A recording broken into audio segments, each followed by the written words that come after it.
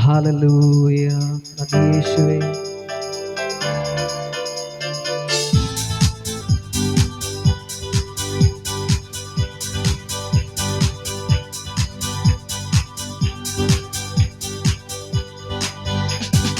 ആയിരം നാവുകളാൽ അത് വർണ്ണിപ്പതിനെഴുതോ.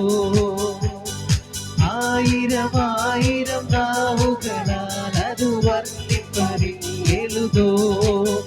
10,000-ത്തിങ്കലൊരംശം ചൊല്ലിടുവാൻ പാരില സാധ്യമഹോ. 10,000-ത്തിങ്കലൊരംശം ചൊല്ലിടുവാൻ പാരില സാധ്യമഹോ. അതിശയമേ ദൈവത്തിൻ്റെ എത്ര മനോഹരമേ. അതിശയമേ ദൈവത്തിൻ്റെ എത്ര മനോഹരമേ. പാപത്തെ നിന്നെ ഞാൻ കോപിപ്പിച്ചുള്ളൊരു കാലത്തിലും ദയവായി. പാപത്തെ നിന്നെ ഞാൻ കോപിപ്പിച്ചുള്ളൊരു കാലത്തിലും ദയവായി. യഹോവയെ നീ എന്നെ സ്നേഹിച്ചതോർത്തിന്നിൽ ആശ്ചര്യമേറിടുന്നു. യഹോവയെ നീ എന്നെ സ്നേഹിച്ചതോർത്തിന്നിൽ ആശ്ചര്യമേറിടുന്നു. ഓ എന്തതിശയമേ ദൈവത്തിൻ്റെ എത്ര മനോഹരമേ. ആമേൻ. എന്തതിശയമേ ദൈവത്തിൻ്റെ എത്ര മനോഹരമേ. ജീവിതത്തിൽ പല വീഴ്ചകൾ വന്നിട്ടുമോട്ടും നിഷേധിക്കാതെ. ജീവിതത്തിൽ പല വീഴ്ചകൾ വന്നിട്ടുമോട്ടും നിഷേധിക്കാതെ. എന്നെ കേവലം സ്നേഹിച്ചു പാലിച്ചിടും തവ സ്നേഹമതുല്യമഹോ. എന്നെ കേവലം സ്നേഹിച്ചു പാലിച്ചിടും തവ സ്നേഹമതുല്യമഹോ. അതിശയമേ ദൈവത്തിൻ്റെ എത്ര മനോഹരമേ. ആമേൻ. അതിശയമേ ദൈവത്തിൻ്റെ എത്ര മനോഹരമേ. ദൈവമേ നിൻ മഹാസ്നേഹമതിൻ വിധമാർക്കു ചിന്തിച്ചറിയാം. ദൈവമേ നിൻ മഹാസ്നേഹമതിൻ വിധമാർക്കു ചിന്തിച്ചറിയാം. എനിക്കാവതില്ലേ അതിനാഴമളന്നിടനേത്ര ബഹുലമത്. എനിക്കാവതില്ലേ അതിനാഴമളന്നിടനേത്ര ബഹുലമത്. ഓ എന്തതിശയമേ ദൈവത്തിൻ്റെ എത്ര മനോഹരമേ. ആമേൻ. എന്തതിശയമേ ദൈവത്തിൻ്റെ എത്ര മനോഹരമേ. മോദമെഴും തിരുമാർവിലുള്ള സമസന്തതം ചേർന്നിടുന്ന. മോദമെഴും തിരുമാർവിലുള്ള സമസന്തതം ചേർന്നിടുന്ന. ഏകജാതനമേശുവെ പാതകർക്കായി തന്ന സ്നേഹമതിശയമേ. ഏകജാതനമേശുവെ പാതകർക്കായി തന്ന സ്നേഹമതിശയമേ. ഓ എന്തതിശയമേ ദൈവത്തിൻ്റെ എത്ര മനോഹരമേ. ആമേൻ. എന്തതിശയമേ ദൈവത്തിൻ്റെ ആയിരം നാവുകളാൽ അത് വർണ്ണിപ്പതിനെഴുതോ. ആമേൻ. ആയിരം നാവുകളാൽ അത് വർണ്ണിപ്പതിനെഴുതോ. 10,000-ത്തിങ്കലൊരംശം ചൊല്ലിടുവാൻ പാരില സാധ്യമഹോ. 10,000-ത്തിങ്കലൊരംശം ചൊല്ലിടുവാൻ പാരില സാധ്യമഹോ. എന്തതിശയമേ ദൈവത്തിൻ്റെ എത്ര മനോഹരമേ. ആമേൻ. എന്തതിശയമേ ദൈവത്തിൻ്റെ എത്ര മനോഹരമേ. ഉലക മഹാന്മാരകിലരും ഒരു ഉറങ്ങുന്നു കല്ലറയിൽ. ഉലക മഹാന്മാരകിലരും ഒരു ഉറങ്ങുന്നു കല്ലറയിൽ. നമ്മളുന്നതനേശു മഹേശ്വരൻ മാത്രം ഉയരത്തിൽ വാണിടുന്നു. ആമേ. നമ്മളുന്നതനേശു മഹേശ്വരൻ മാത്രം ഉയരത്തിൽ വാണിടുന്നു. ഗീതം ഗീതം ഗീതം ഗീതം ജയ ജയ ഗീതം പാടുവിൻ സോദരരേ. ഗീതം ഗീതം ജയ ജയ ഗീതം പാടുവിൻ സോദരരേ. നമ്മളെ സുനാഥൻ ജീവിക്കുന്നതിനാൽ ജയഗീതം പാടിടുവിൻ. നമ്മളെ സുനാഥൻ ജീവിക്കുന്നതിനാൽ ജയഗീതം പാടിടുവിൻ. വാതിലുകളെ നിങ്ങൾ നിങ്ങളെ ഉയർത്തി വരും ഇത ജയരാജൻ. വാതിലുകളെ നിങ്ങൾ തലകളെ ഉയർത്തി വരും ഇത ജയരാജൻ. നിങ്ങൾ ഉയർന്നിരിപ്പിൻ കതകുകളേറ്റി യേശുവെ സ്വീകരിപ്പാൻ. നിങ്ങൾ ഉയർന്നിരിപ്പിൻ കതകുകളേറ്റി യേശുവെ സ്വീകരിപ്പാൻ. ഗീതം ഗീതം ഗീതം ഗീതം ജയ ജയ ഗീതം പാടുവിൻ സോദരരേ. ആമേ. ഗീതം ഗീതം ജയ ജയ ഗീതം പാടുവിൻ സോദരരേ. നമ്മളെ സുനാഥൻ ജീവിക്കുന്നതിനാൽ ജയഗീതം പാടിടുവിൻ. നമ്മളെ സുനാഥൻ ജീവിക്കുന്നതിനാൽ ജയഗീതം പാടിടുവിൻ. എന്നേശു ജീവിക്കുന്നതിനാൽ ഞാനും എന്നേക്കും ജീവിക്കയാ. എന്നേശു ജീവിക്കുന്നതിനാൽ ഞാനും എന്നേക്കും ജീവിക്കയാ. ഇനി തന്നെ പിരിഞ്ഞൊരു ജീവിതമിൽ എനിക്കെല്ലാം എന്നേശുവത്രേ. ഹല്ലേലൂയ ജയം ഹല്ലേലൂയ യേശു കർത്താവ് ജീവിക്കുന്നു. ഹല്ലേലൂയ ജയം ഹല്ലേലൂയ യേശു കർത്താവ് ജീവിക്കുന്നു. ഹല്ലേലൂയ ജയം ഹല്ലേലൂയ യേശു കർത്താവ് ജീവിക്കുന്നു. ഹല്ലേലൂയ ജയം ഹല്ലേലൂയ ജീവിക്കുന്നു. ഹല്ലേലൂയ ജയം ഹല്ലേലൂയ യേശു കർത്താവ് ജീവിക്കുന്നു. ഹല്ലേലൂയ ജയം ഹല്ലേലൂയ യേശു കർത്താവ് ജീവിക്കുന്നു. ഹല്ലേലൂയ ജയം ഹല്ലേലൂയ യേശു കർത്താവ് ജീവിക്കുന്നു. ഹല്ലേലൂയ ജയം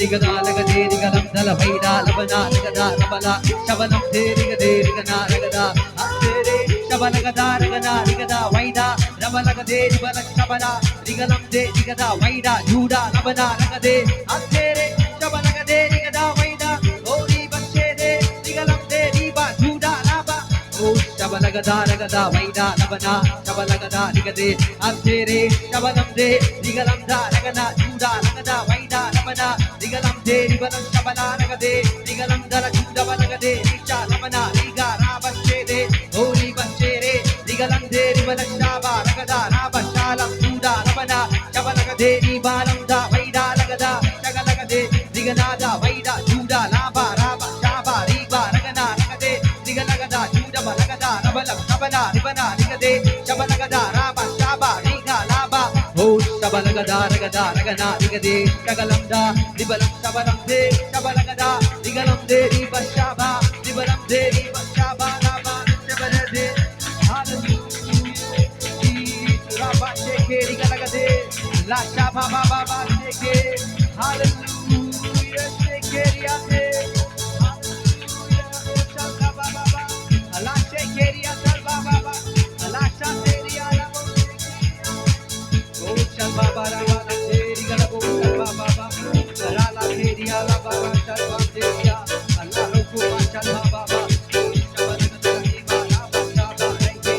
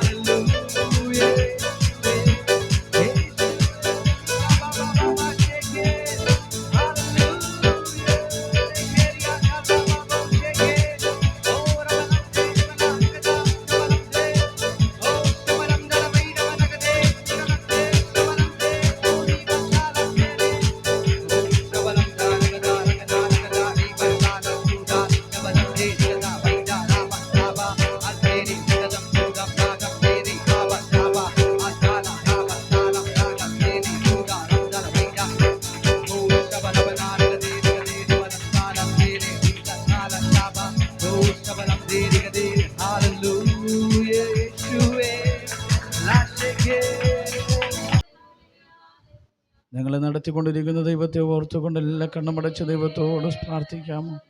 ഇതുവരെ നമ്മെ കരുതുമാറാക്കിയവനായ ദൈവം, ബലഹീനനായിരുന്ന ഞങ്ങളെ താങ്ങുന്നവനായ ദൈവത്തെ ഓർത്തുകൊണ്ട്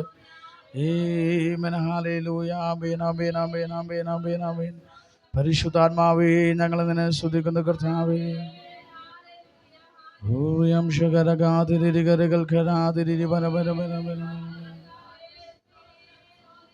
യാത്ര ചെയ്യും ഞാൻ ക്രൂശെ നോക്കി, യുദ്ധം ചെയ്യും ഞാൻ യേശുവിനാ, ജീവൻ വച്ചിടും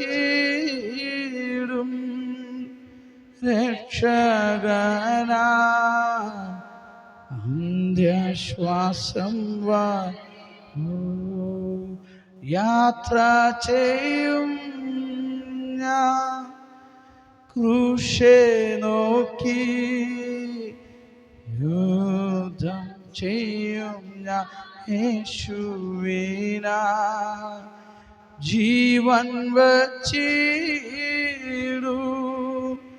രക്ഷകനാ, അന്ത്യശ്വാസം ഹല്ലേലൂയ.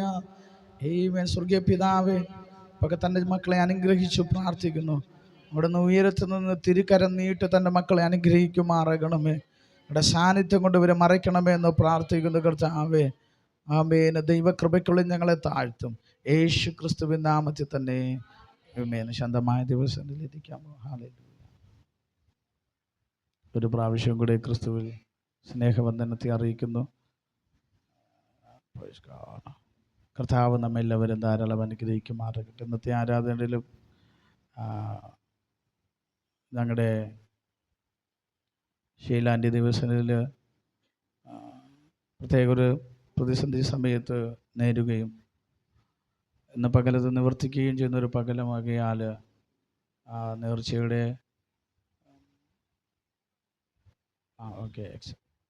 ഓക്കെ കർത്താവ് ആ നേർച്ച ദൈവം സ്വീകരിക്കുവാൻ തക്കവണ്ണം തീരട്ടെ.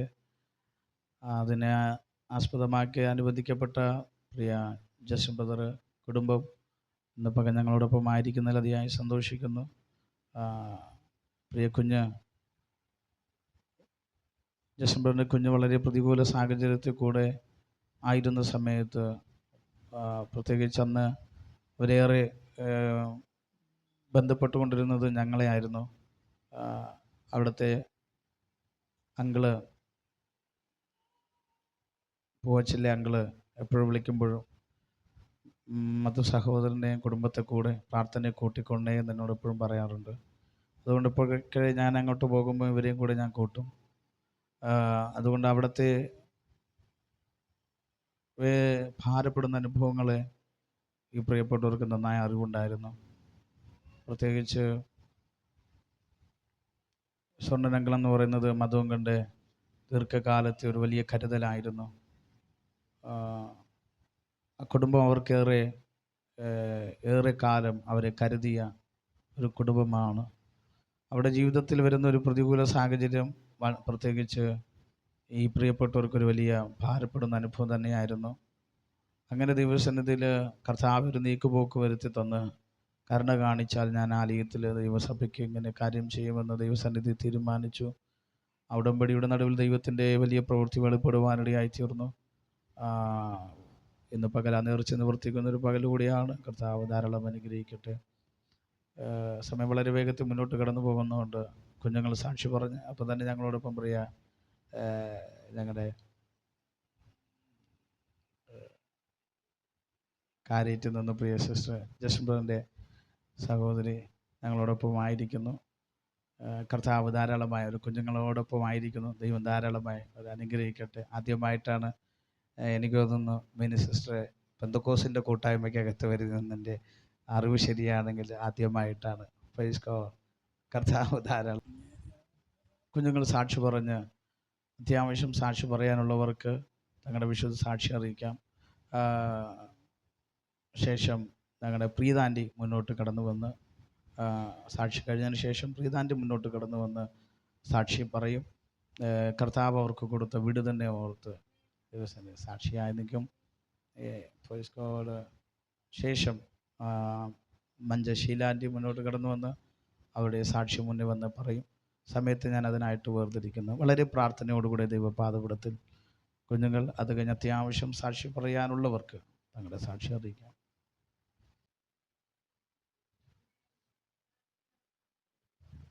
ഹല്ലേലൂയ. ദൈവത്തിൻ്റെ അതിപരിശുദ്ധമായ നാമം വാഴ്ത്തപ്പെടുമാറാകട്ടെ. വിശുദ്ധവാൽക്കാലം കർത്താവിൻ്റെ സന്നിധിയിൽ എനിക്കൊരു സാക്ഷ്യവാൻ ദൈവം ഒരുക്കിയ നല്ല കൃപയ്ക്കായി നന്ദിയോടെ സ്തുതിക്കുന്നു, സ്തോത്രം ചെയ്യുന്നു. ഒരാഴ്ചക്കാലമല്ല, കർത്താവ് എന്ന് വിളിച്ച് വേർതിരിച്ചു പോകും. അന്നു മുതൽ ഇന്ന് വരെയും ദൈവം നൽകിയ കൃപയ്ക്കായി, കാത്തു പരിപാലിക്കുന്ന കൃപയ്ക്കായി നന്ദിയോടെ സ്തുതിക്കുന്നു, സ്തോത്രം ചെയ്യുന്നു. ഹല്ലേലൂയ. ഹല്ലേലൂയ. ഹിന്ദു പരമായി ജനിച്ചു വളർന്നൊരു കുട്ടിയാണ്. എങ്കിലും ദൈവം എന്നെ കണ്ടു മുന്നവേ എന്നെ വിശ്വസിക്കുന്നു. കാരണം ചെറുതിലേ യേശുപ്പ എന്ന് വിളിക്കും. പക്ഷേ എനിക്കറിയില്ല യേശുപ്പനെ കുറിച്ച്. എങ്കിലും അങ്ങനെ ഒരു മനസ്സിലൊരു ഇതായിരുന്നു, യേശുപ്പ എന്ന് വിളിക്കും.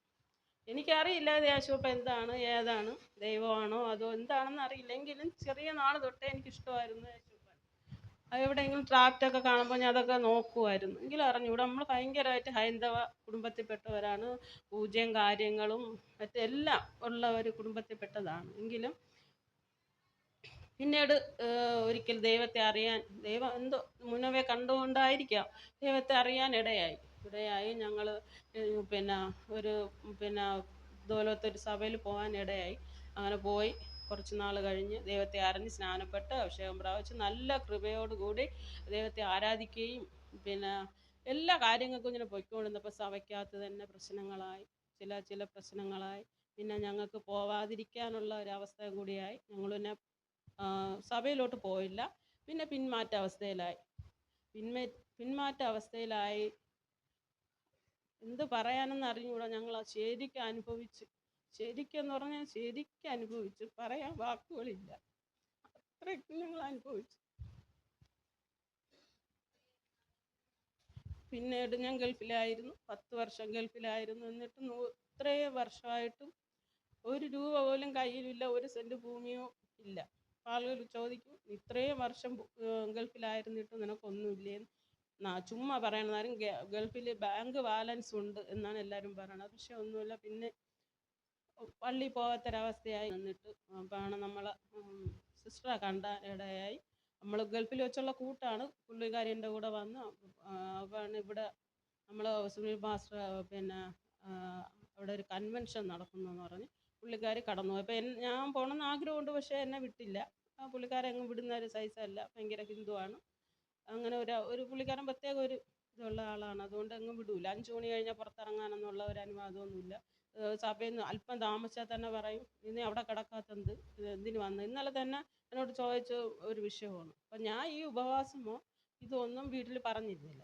അപ്പം പുള്ളിക്കാരി പോയി അവിടെ ആരാധന കഴിഞ്ഞിട്ടൊന്ന് പ്രീത നീ വരണമെന്ന് കേട്ടു. അപ്പം ഞാൻ പറഞ്ഞു വരണമെന്ന് ആഗ്രഹമുണ്ട്, ദൈവ അനുകൂലമാണെങ്കിൽ ഞാൻ വരാം എന്നിങ്ങനെ പറഞ്ഞപ്പോഴത് ഒരാഴ്ച പിന്നെ ഞാൻ സഭയിൽ പോയി ആരാധിച്ചിട്ട് വന്നിട്ട് എൻ്റെ മനസ്സിലിങ്ങനെ ഒരിത്, സുനി പാസ്റ്റർ പള്ളിയിലോട്ട് പോകണം, ആരും കണ്ടിട്ടും ഇല്ല, എന്തായാലും പോവാം എന്ന് വിചാരിച്ചു വന്നപ്പോൾ ഒരു സ്ഥലത്ത് വെച്ച് കൺവെൻഷൻ നടത്തിയപ്പോൾ പാസ്റ്റർ എനിക്ക് കാണാനിടയായി. പാസ്റ്റർ വൈഫും കുഞ്ഞുമായിട്ട് എനിക്ക് കാണാനിടയായി. സ്തോത്രമൊക്കെ ചെന്ന് ആൻറ്റി വരണേ എന്നൊക്കെ വിളിച്ച് പറഞ്ഞ് പ്രാർത്ഥിക്കാം എന്നൊക്കെ പറഞ്ഞ ശേഷം പിന്നെ എനിക്ക് വീട്ടിൽ ഇരുന്നപ്പോൾ ഇങ്ങോട്ട് വരണം എന്നുള്ള ഒരു ഇതായി. എന്നോട് സിസ്റ്റർ പറഞ്ഞ്, അമ്മക്കമ്മ സിസ്റ്റർ പറഞ്ഞ് വരാതിരിക്കല്ലോ, ഇവിടെ വാ, നമുക്ക് ദൈവം ചിലപ്പം ഒരു വിടുതൽ അവിടെ ആയിരിക്കാം എന്ന് ഇങ്ങനെ പറഞ്ഞു. അപ്പോൾ എനിക്ക് ഈ പൈശാചികമായ ബന്ധനം ആദ്യമേ ഉണ്ടായിരുന്നു. പക്ഷേ അത് ഒരു ദിവസം അവിടെ ഒരു സഭയിൽ ചെന്നപ്പം പാസ്റ്റർ ഇങ്ങനെ പ്രാർത്ഥിച്ചപ്പോൾ ഇത് ഇളവിയായിരുന്നു.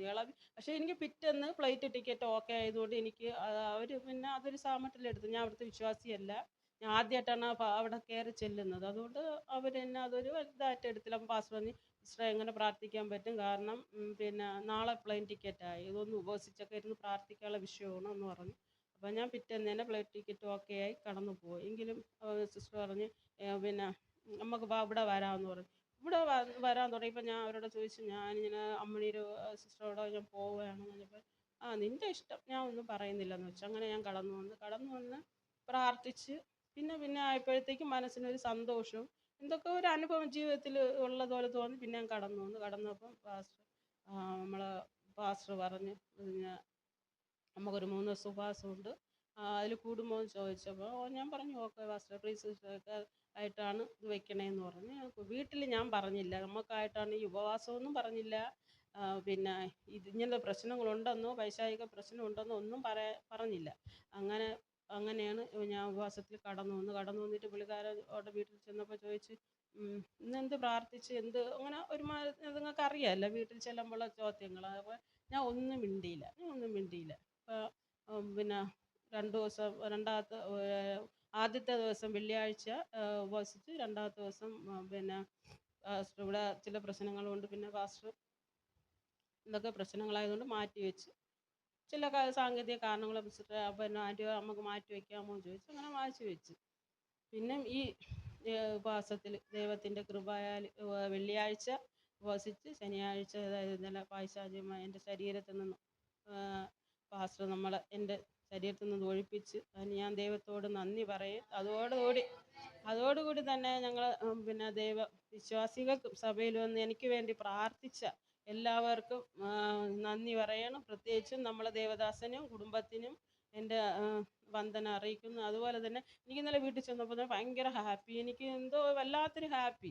അപ്പോൾ അവർ എല്ലാവരും ഞാൻ ഒന്നും മിണ്ടുന്നില്ല, എല്ലാം ഭയങ്കര ഹാപ്പിയും ഇങ്ങനെ എല്ലാം ഭയങ്കര ഹാപ്പിയിൽ കിടക്കും. അവരെന്തൊക്കെയോ എന്നോട് ചോദിക്കുന്നു, അപ്പം നിനക്കെന്തൊരു വട്ടം അടിയെന്ന് കേട്ട്. അപ്പോൾ ഞാൻ പറഞ്ഞു എന്തോ എനിക്കൊരു ഹാപ്പി ആയിട്ട് ഞാൻ അടുക്കള ഇപ്പോൾ അവിടെ ഇങ്ങനെ നടക്കുകയാണ്. അപ്പം ഇവക്കെന്ത് തലയ്ക്കല്ലോ, അത് പിശാചി കയറിയ ഇവർ പള്ളിയിൽ പോയിട്ടൊന്ന് വട്ട് കാണിക്കുന്നതെന്ന് പറഞ്ഞു. അപ്പോൾ ഞാൻ പറഞ്ഞു ഈ വട്ടമൊന്നുമില്ല. എന്നിട്ട് മറ്റേ ഞാൻ എന്ത് പറഞ്ഞാലും എതിർക്കും, സംസാരമാണ് വീട്ടിൽ ഭയങ്കര സംസാര വിഷയമുള്ളൂ. എപ്പോഴും പള്ളിയെക്കുറിച്ചും പിശാചും അതും ഭയങ്കര പ്രശ്നമാണ്. അപ്പോൾ ഇന്നലെ എന്നിട്ട് ഞാൻ ഒന്നും ചെയ്തില്ല. അപ്പോൾ ഇന്ന് രാവിലെ വെച്ച് നീ പള്ളിയിൽ പോകണില്ലേ എന്നിട്ട് പറഞ്ഞു ഞാൻ പോകുമെന്ന് പറഞ്ഞു.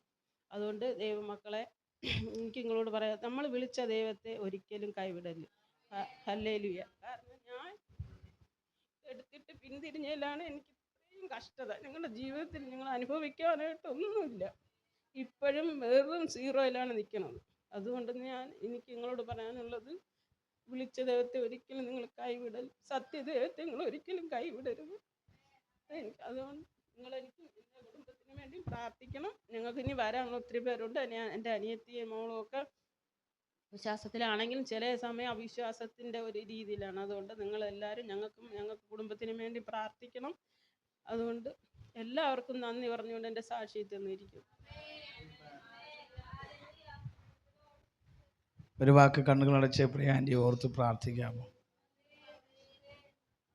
നമ്മളൊരുമിച്ച് പ്രാർത്ഥിക്കുമ്പോൾ പ്രിയ ആൻറ്റിയുടെ തുടർന്നുള്ള അവരുടെ ജീവിതത്തിൽ ദൈവത്തിൻ്റെ വലിയ കരങ്ങളുണ്ടാകുക. ഇന്നലകളിൽ തന്നെ കീഴ്പ്പെടുത്തിയ, തന്നെ എല്ലാ മേഖലയിൽ നിന്നും രക്ഷപ്പെടാൻ അനുവദിക്കാതെ ജീവിതത്തെ നിയന്ത്രിച്ചു കൊണ്ടിരുന്ന ഇരുട്ടിൻ്റെ ശക്തിയിൽ നിന്നും കർത്താവ് തൻ്റെ മകൾ ഇന്നലെ വിടിവിച്ച് സ്വതന്ത്രയാക്കാനിടയായി തീർന്നു. ആമേൻ. ഒരു പുതുവഴികൾ ദൈവം നമുക്ക് വേണ്ടി തുറക്കുക. കർത്താവിന് അന്ത്യം വരെ വിശ്വസ്തയോടെ സേവിപ്പാൻ ഒരുമിച്ച് പ്രാർത്ഥിക്കുമ്പോൾ പ്രിയ മതങ്ങളെ ശബ്ദമായിട്ട് ഇപ്പോൾ പ്രാർത്ഥിക്കും. ഹല്ലേലൂയ.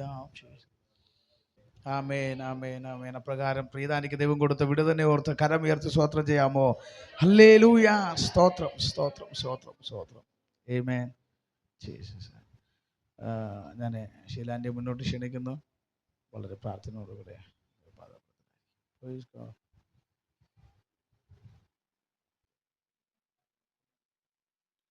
അതിരുകളില്ലാത്ത സ്നേഹം, ദൈവസ്നേഹം, നിത്യസ്നേഹം, അളവുകളില്ലാത്ത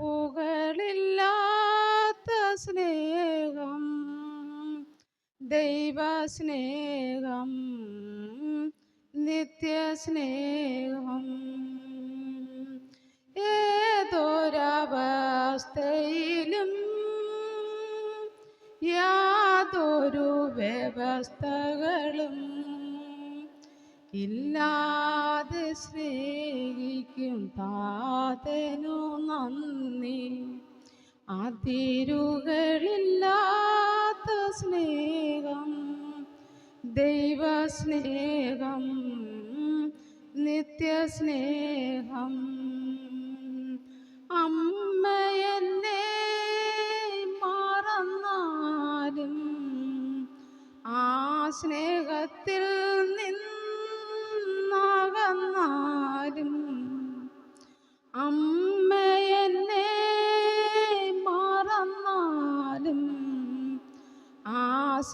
ലോകത്തിൽ നിന്നകന്നാലും അനുഗ്രഹം പാത്രമായി ഹൃദയമെപ്പോഴും എനിക്കായി തുടിച്ചിടുന്നു. എന്നെ ഓമനയായി കരുതുന്നു. അജഗണങ്ങളെ കാത്തിടുന്നവൻ എനിക്കായി തിരഞ്ഞിടുന്നു. എന്നെ ഓമനയായി കരുതുന്നു. അതിരുകളില്ലാത്ത സ്നേഹം, ദൈവസ്നേഹം, നിത്യസ്നേഹം. അമ്മ എന്നെ മറന്നാലും ആ സ്നേഹത്തിൽ നിന്നകന്നാലും, അമ്മ എന്നെ മറന്നാലും ആ സ്നേഹത്തിൽ നിന്നകന്നാലും, അജഗണങ്ങളെ കാത്തിടുന്നവൻ എനിക്കായി തിരഞ്ഞിടുന്നു.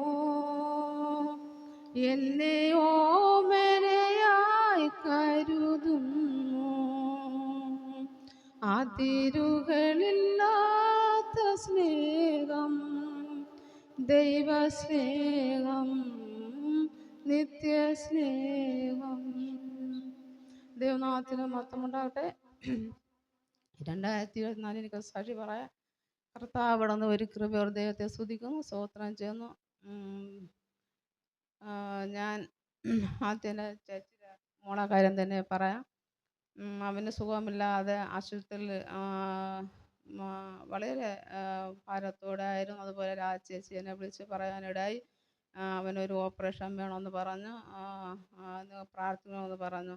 അപ്പോൾ ഞാൻ പറഞ്ഞു, ദൈവമേ, കൊച്ചു പൈതലാണ്, അവർ ദൈവത്തെ അറിഞ്ഞില്ല, ദൈവത്തെ അറിയാത്തവരാണ്, അവർ ജാതികളിൽപ്പെട്ട് ജീവിക്കുന്നവരാണ്, ആ രീതി തന്നെ അവർ കഴിയുന്നത്. ഞാൻ പറഞ്ഞു, കർത്താവേ, ആ പൈതലിനൊരു വിടുതൽ കൊടുക്കണം കർത്താവേ. സോപ്പ അങ്ങേക്ക് മാത്രമേ കഴിയുള്ളൂ. കത്തി വയ്ക്കാതെ തന്നെ ആ പൈതലിന് പൂർണ്ണമായ വിടുതൽ കൊടുക്കണമെന്ന് ഞാൻ പറയുകയും പ്രാർത്ഥിക്കുകയൊക്കെ ദൈവത്തോട് യാചിച്ചു. എന്നാൽ പിന്നെ അറിവാൻ കഴിഞ്ഞത് അവന് ഓപ്പറേഷൻ വേണ്ട, അവനൊരു വിടുതൽ കർത്താവ് കൊടുത്തു. ഞാൻ അപ്പോൾ തന്നെ ഞാൻ ദൈവസന്നിധിയിൽ നിന്നു, കർത്താവെ അവിടെ നിന്ന് കൊടുത്ത ദൈവത്തോട് നന്ദി പറഞ്ഞ്, കർത്താവ് അവന് കൊടുത്ത വിടുതൽ ദൈവത്തെ സ്തുതിക്കുന്നു. ഞാൻ ആരോടും നേർച്ച ഞാൻ ആരോടും വീട്ടിൽ എൻ്റെ ആളുടെ അടുത്ത് ആരോടും പറഞ്ഞില്ല. എന്നാൽ ദൈവത്തോട് ഞാൻ മാത്രമാണ് പറഞ്ഞത്. ഞാൻ നേർച്ച അതെല്ലാം കഴിഞ്ഞ ശേഷം ഞാൻ അവളെ വിളിച്ച് പറഞ്ഞു, ഒരു നേർച്ചയുണ്ട്, കൊച്ചിനെ നിങ്ങൾ കടന്ന് വരണം, കൊച്ചിനെയും കൊണ്ട്. അപ്പോൾ പല ദിവസം അവർക്ക് സാഹചര്യമില്ല, ഞങ്ങൾക്ക് സാഹചര്യം ഇല്ലാത്തതുകൊണ്ട് അത് നേർച്ച ഇത്രത്തോളം നീട്ടി പോയിരുന്നു. അതുപോലെ തന്നെ സ്വർണ്ണ എന്ന് പറഞ്ഞാൽ ഞങ്ങൾ എന്നെ എത്ര വർഷങ്ങൾക്ക് മുമ്പുള്ള അങ്ങനെ സഹോദര ബന്ധങ്ങളാണ്. അന്ന് ഞാൻ കാണാൻ തൊട്ട് ഞങ്ങൾക്ക് അറിയാവുന്ന കാലം തൊട്ട് ഞങ്ങളൊരു കുടുംബം പോലെയാണ് ഞങ്ങൾ കഴിഞ്ഞിരുന്നത്. അതുപോലെ തന്നെ അവിടെ പണ്ട് എനിക്കറിയാവുന്ന കാലം തൊട്ട് അവർ എന്ത് ഭക്ഷണം വെച്ചാലും അതിൽ ഓഹരി ഞങ്ങൾക്ക് കൊണ്ട് തരുമ്പോൾ അങ്ങനെ കഴിഞ്ഞ ഒരു കുടുംബമാണ് അവരെ ബന്ധം. അപ്പോൾ ഞാൻ ഇതെല്ലാം അവർ രണ്ടുപേരെയും കല്യാണം എല്ലാം കഴിഞ്ഞു, അങ്ങനെ മിനിനെയും കഴിഞ്ഞു, എല്ലാം സന്തോഷമായിട്ട് തന്നെ അവരും കഴിയുന്നു. അങ്ങനെ ഈ ഉണ്ണീനെ കല്യാണവും കഴിഞ്ഞത് ഇതുപോലെ അവൾ ഞാൻ ഗർഭിണിയായിരുന്നപ്പോൾ എൻ്റെ അടുത്ത് ഇങ്ങനെ പറയാനിടയായി, ഇന്ന അസുഖങ്ങൾ ഭാഷ നമ്മളെല്ലാവരും. പിന്നെ ഒരു കാര്യം ഞാൻ പറയാം, ആ കൊച്ചിന് വിടുതൽ കൊടുത്തത് ഈ ബുധനാഴ്ചത്തെ പ്രാർത്ഥന, സഹോദരന്മാരെ ഒന്നടങ്കുള്ള പ്രാർത്ഥന, അതാണ് ആ കൊച്ചിന് ഇത്രത്തോളം വിടുതൽ ദൈവം കൊടുത്തത്. അതെങ്കിൽ പറയാതിരിക്കാൻ കഴിയില്ല. അത്രമാത്രം സഹോദരന്മാർ ഇവിടെ വന്ന് കണ്ണീര് ഒഴിക്കുകയാണ് ആ കൊച്ചിന് വേണ്ടി ഇരുന്ന് പ്രാർത്ഥിക്കുകയും കാര്യങ്ങളൊക്കെയും അവർ ചെയ്തു. അതുപോലെ ദൈവമക്കൾ ഇവിടെ നിന്ന് ഓരോ ആ കൊച്ചിന് വേണ്ടി പ്രാർത്ഥിച്ചു. ഞാൻ ഇതുപോലെ 7-ാം മാസത്തെ വിളിച്ചുകൊണ്ട് പോകുന്ന സമയത്ത് ഞാൻ അവിടെ കടന്നു പോയി. അപ്പോൾ ഉണ്ണി എൻ്റെ അടുത്ത് ഓരോ കാര്യങ്ങൾ പറയുവാനിടയായി. ചേച്ചി ഇന്നതുപോലെയൊക്കെ, ആൻറ്റി ഇന്നതുപോലെയൊക്കെയാണ് എന്ന് പറഞ്ഞു. ഞാൻ പറഞ്ഞു, അത് ദൈവം ഡോക്ടറല്ലേ പറഞ്ഞത്, യേശു ഒപ്പം പറഞ്ഞില്ലല്ലോ അതെന്ന് പറഞ്ഞു. ഞാൻ പറഞ്ഞെന്നാ ഉണ്ണി, നിനക്കൊരു മോനെ തന്നെ ദൈവം തരും, അതിന് ഒരു കേടുപാട് ഇല്ലാതെ തന്നെ അപ്പൻ നിന്റെ കുഞ്ഞിനെ തരും. നീ ഒന്ന് ഭാരപ്പെടണ്ട, അതിന് വിഷമിക്കണ്ട, ദൈവം കരുതും, യേശുപ്പം നോക്കിക്കോളും എന്ന് മാത്രം ഞാൻ പറഞ്ഞു. പിന്നെ അന്ന് നമ്മൾ ദൈവമക്കളായാലും ഞാനായാലും എൻ്റെ കുടുംബം എല്ലാ കുടുംബങ്ങളും പ്രാർത്ഥിക്കുകയൊക്കെ ചെയ്തു. ആ, അത് പ്രസവം കഴിഞ്ഞ ശേഷം ആ കുഞ്ഞിനൊരു വിടുതൽ ദൈവം കൊടുക്കുവാനിടയായി. ഒരു ആൺകുഞ്ഞിനെ ജന്മം നൽകുകയും ചെയ്തു. ആ ദൈവത്തെ നമ്മൾ എത്ര സ്തുതിച്ചാലും നമുക്ക് മതിയാവില്ല. നമ്മളെ ദൈവം പലപ്പോഴും നമ്മൾ പ്രാർത്ഥിക്കുന്നുണ്ട്. പിന്നെ പലരും പറയും ഞങ്ങൾ പ്രാർത്ഥിച്ചിട്ട് പക്ഷേ ഞങ്ങൾക്ക് ഒരു നന്മയൊന്നുമില്ല. നമ്മളെ നന്മയ്ക്ക് കുറവ് എന്നെ ഉൾപ്പെടെ ഞാൻ പറയാം, നമ്മളെ നന്മയ്ക്ക് കുറവ് നമ്മൾ തന്നെയാണ്. നമ്മളെ ദൈവത്തിൽ നിന്ന് എത്ര നമ്മൾ അകന്ന് വന്ന് പോകും, അത്രത്തോളം ദൈവം നമ്മളിൽ നിന്ന് അകന്ന് വന്ന് പോയിക്കൊണ്ടേ ഇരിക്കുകയുള്ളൂ. നമ്മൾ പ്രാർത്ഥിക്കുന്നതിൻ്റെ മറുപടി ദൈവം തന്നെ ചെയ്യും. നമ്മൾ വിശ്വാസത്തോടെ നമ്മൾ എന്ത് പ്രാർത്ഥന ദൈവസന്നിധിയിൽ നേർന്നു അത് ദൈവം നിവർത്തിക്കുക തന്നെ ചെയ്തു. നമ്മളെ ദൈവം ജീവനുള്ള ദൈവമാണ്. ഞാൻ അതുപോലെ തന്നെ അങ്ങനെ ഞാൻ അതും ഇതുപോലെ ഞാനൊരു നേർച്ച നേർന്നു. അപ്പോൾ പല ദിവസവും ഞാൻ ഉണ്ണി വിളിച്ച് പറഞ്ഞു, ആൻറ്റി നമുക്ക് ഇന്ന ദിവസം നടത്താം. ഞാൻ പറഞ്ഞു നടത്താം. പിന്നെ സാമ്പത്തികമായുള്ള പ്രശ്നങ്ങളായിട്ട് ഞാൻ പിന്നെ അത് മാറ്റി വെച്ചിട്ടാണ് ഞാൻ വന്നത്. പിന്നെ എനിക്ക് ഏറ്റവും കൂടുതൽ സന്തോഷം എന്ന് പറഞ്ഞാൽ എൻ്റെ ചേച്ചിയുടെ ഭർത്താവും കുടുംബവും വന്ന്, രണ്ടാമത് മിനിയും കുടുംബവും വന്ന്. അത് എനിക്ക് ഇത്രത്തോളം എല്ലാവരും വന്ന് വളരെ സന്തോഷം. ദൈവത്തോട് ഞാൻ നന്ദി പറയുന്നു. അതുപോലെ തന്നെ ഞാൻ 21 ദിവസം ഉപവാസത്തിലൂടായിരുന്നു. അത് പറയാതിരിക്കാൻ നിവർത്തിയില്ല. ദൈവം എന്നോട് ഇടപെടുന്ന ഒരു കാര്യം തന്നെയാണ്. ഞാൻ 21 ദിവസം ഉപവാസം 20 ദിവസം എനിക്ക് ഒന്നും പ്രാപിച്ചില്ല. എന്നാൽ എനിക്ക് കണ്ണാടി വെച്ചാൽ ആ തിരുവചനം വായിക്കാൻ പറ്റൂല. അപ്പം ഞാൻ 20 ദിവസം ഈ ഭാഷ വീട്ടിൽ തന്നെയായിരുന്നു. അപ്പോൾ ദൈവമേ എനിക്ക് തിരുവചനം വായിക്കാൻ പറ്റുന്നില്ല. എന്നാൽ കണ്ണാടി വെച്ചപ്പോൾ എനിക്ക് വായിക്കാൻ പറ്റുന്നില്ല. എന്നാൽ കണ്ണാടി എടുത്ത് കളഞ്ഞ് ഞാൻ സ്തോത്രം പറഞ്ഞ് ഞാൻ വായിച്ചപ്പോൾ എനിക്ക് വായിക്കാൻ തിരുവെടുത്ത് ഇന്ന് വരെ ഞാൻ കണ്ണാടി വെക്കാതെ തന്നെ ആ തിരുവചനം വായിക്കാൻ ദൈവം എന്നെ ഈടാക്കി. അതുപോലെ തന്നെ പലപ്പോഴും പലരും പറയും നീ എന്ത് പ്രാപിച്ചെന്ന്, 20 ദിവസം ഉപവാസം എടുത്ത് നീ എന്ത് പ്രാപിച്ചെന്ന്. പക്ഷേ ഞാൻ പ്രാപിച്ചത് ഞാൻ ദേവദാസോട് മാത്രമാണ് പറഞ്ഞത്, മറ്റുള്ളവർക്ക് ഞാൻ പറഞ്ഞില്ല. ഇന്ന് ഞാൻ നിങ്ങളെല്ലാവരും പ്രാവശ്യം എന്താണെന്ന് പറയാൻ ഞാൻ ആഗ്രഹിക്കുന്നു. പിന്നെ ഞാൻ 20 ദിവസം പ്രാർത്ഥിച്ചുകൊണ്ടിരുന്ന സമയത്ത് തന്നെ പിന്നെ ഒരു ഞാൻ കണ്ട ഒരു വെട്ടമായിരുന്നു. വെട്ടം വന്നു കഴിഞ്ഞ ശേഷം ആകാശമൊന്നും പറയാനും പറ്റും, എനിക്ക് എന്താണെന്ന് പറയാൻ പറ്റും. അങ്ങനെ ഒരിടത്ത് ദൂതന്മാർ ഇങ്ങനെ 4 ഇങ്ങനെ 2 വശത്താരെ നിൽക്കുന്നത് ഞാൻ കാണുവാനിടയായി. പക്ഷെ അതിൻ്റെ ചിറക് നമ്മൾ നോക്കാത്ത ദൂരത്ത് അത്രയുമാണ് അതിൻ്റെ ചിറകുകൾ നമുക്ക് കാണാൻ പറ്റുന്ന. വലിയ മനോഹരമാണ് ആ ചിറക്. എന്നാൽ അവർ പറക്കാൻ ഭൂമിയിലേക്ക് വരുവാൻ അവർ ശ്രമിക്കുന്ന ഓരോന്ന് ചെറിയ ചിറകുകൾ അവർ ആനക്കുന്നതായിട്ടാണ് കണ്ടത്. അതിന് ശേഷം ഞാൻ കണ്ടത് ഒരു തീകോളം വന്നു. പ്രകാശം എന്ന് വെച്ചാൽ നമുക്കത് പറഞ്ഞറിയിക്കാൻ വയ്യാത്ത പ്രകാശം. 2ാം പ്രാവശ്യം ഒരു തീകോളം വന്നു. ഞാൻ ആദ്യം അത് കണ്ടപ്പോൾ അത് പേടിച്ച് പോയിരുന്നു. എന്താണ് ആ തീകോളം എന്ന്. അങ്ങനെ 2ാം പ്രാവശ്യം ഞാൻ കണ്ടപ്പോൾ ആ പ്രകാശം നിന്ന് ഒരു ആളിറങ്ങി വരുന്നു. നമുക്ക് കാണാനും കേൾക്കാനും പറ്റാത്ത ഒരു തേജസ്സുള്ള നമുക്ക് ആ പ്രകാശം കൊണ്ട് നമുക്കൊന്നും കാണാൻ കഴിയില്ല. അത്രമാത്രമുള്ള തേജസ്സുള്ള ഒരു മനുഷ്യൻ ഞാൻ അവിടെ നിന്ന് അത് കാണുവാനിടയായി. പിന്നെ അങ്ങനെ അത് കണ്ട് എനിക്ക് വളരെയധികം എനിക്ക് വല്ലാത്തൊരു അസ്വസ്ഥത എനിക്ക് തോന്നി. എൻ്റെ ശരീരം മൊത്തം ഞാൻ പേടിച്ച് അത് കണ്ട് പേടിച്ച് വിറച്ചതുപോലെ തന്നെ ഞാൻ ഈ സഭയിൽ വെച്ചായിരുന്നു. ഞാൻ ആരോടും പറഞ്ഞില്ല. അതിന് ശേഷമാണ് ദൈവദാസനോട് പറഞ്ഞത്. ഞാൻ പലപ്പോഴും പറയണ്ടെന്ന് വിചാരിച്ചിരുന്ന ദൈവം പറഞ്ഞു ഞാൻ കാണിയതൊക്കെ നീ മറ്റുള്ളവരടുത്ത് പറയണമെന്ന്. അങ്ങനെ ഞാൻ നിങ്ങൾക്ക് ഈ സാക്ഷി പറയാൻ ഇടായതുപോലെ തന്നെ എൻ്റെ രോഗം എന്ന് വെച്ചാൽ എനിക്ക് എൻ്റെ അനേക വർഷങ്ങളായി എനിക്ക് ഒരു രോഗം എന്ന് പറഞ്ഞാൽ വയറ്റിലൊരു വേദന ഉണ്ടായി. ഈ 25 വർഷവും 24 വർഷവും എൻ്റെ കർത്താവിനെ കാത്ത് ദൈവം പരിപാലിച്ച് എത്രത്തോളം എന്നെ കൊണ്ടുപോകണം. ഞാൻ എന്ത് കാര്യം ദൈവസന്നിധിയിൽ അതൊക്കെ ദൈവം നടത്തി തന്നു. എന്നെ എത്രത്തോളം ബലപ്പെടുത്തി. അതുപോലെ തന്നെ തലമുറ ഭാരമേ ഉള്ളൂ. അത് പലപ്പോഴും ഞാൻ കർത്താവ് എന്താണ് ആ തലമുറയുടെ ഭാരം. ഞാനല്ല, അച്ഛനും അമ്മയും പെണ്ണുങ്ങളും ദൈവമക്കളും പാർശ്വമൊക്കെ പ്രാവശ്യം അവർ ദൈവസ്ഥാനം മുട്ടുവീഴ്ത്തും. പക്ഷെ അവർ പ്രാർത്ഥിച്ചാൽ അതിനൊരു മറുപടി ദൈവം കൊടുക്കുകയുള്ളൂ. അതുകൊണ്ട് നിങ്ങൾ എല്ലാവരും എന്നെ ഓർത്ത് എൻ്റെ കുടുംബത്തെ പ്രാർത്ഥിക്കുക. അതുപോലെ ഈ വന്നവരെ മക്കളെ ഓർത്ത് പ്രാർത്ഥന സാക്ഷിയായിരുന്നു. ആമേൻ. ഇന്നയോളം ദൈവം ഞങ്ങളെ നടത്തുന്നുണ്ട്. ആ കരുതൽ ഞങ്ങൾ അനുഭവിക്കുന്നുണ്ട്.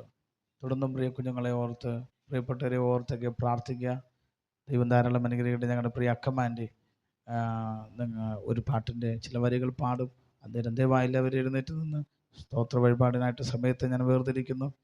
Price God. ആമേൻ.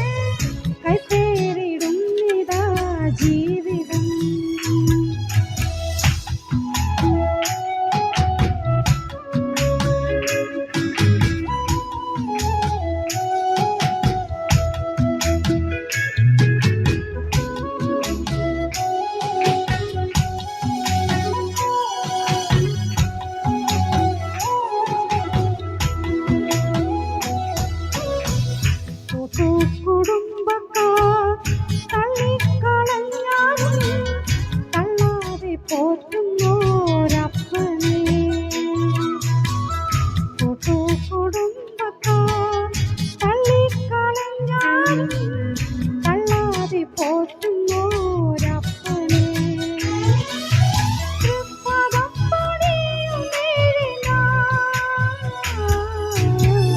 അപ്പാ നീ ആശ്രയം ഈ പാരിലേക്ക് കൈപ്പേറിടുന്നിതാ ജീവിതം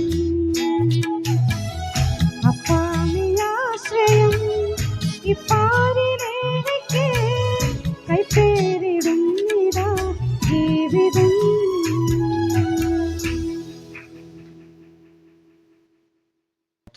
സ്തോത്രം ചെയ്യുന്നു. കരമുയർത്തി ദൈവത്തെ സ്തുതിക്കാമോ? ഹല്ലേലൂയ. ആമേൻ. വലിയ സന്തോഷമാണെന്ന് പകല് നിങ്ങളെല്ലാവരെയും കാണാൻ തക്കവണ്ണം. സമയം വളരെ വേഗത്തിൽ കടന്നുപോയെങ്കിലും എന്നെ ചിന്തിപ്പിച്ചൊരു ഭാഗം വായിച്ച് പ്രാർത്ഥിക്കണം. വിശുദ്ധ വേദപുസ്തകത്തിനകത്ത് ലൂക്കോസ് എഴുതിയ സുവിശേഷം 22-ാം അധ്യായം അതിൻ്റെ 8-ാമത്തെ 9-ാമത്തെ വാക്യം ഒരാൾക്ക് ശബ്ദമായിട്ട് വായിക്കാമോ? Praise God. 22.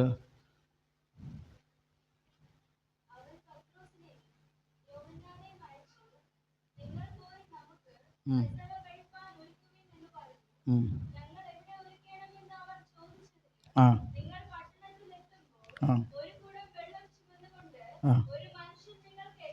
ആ ആ ആ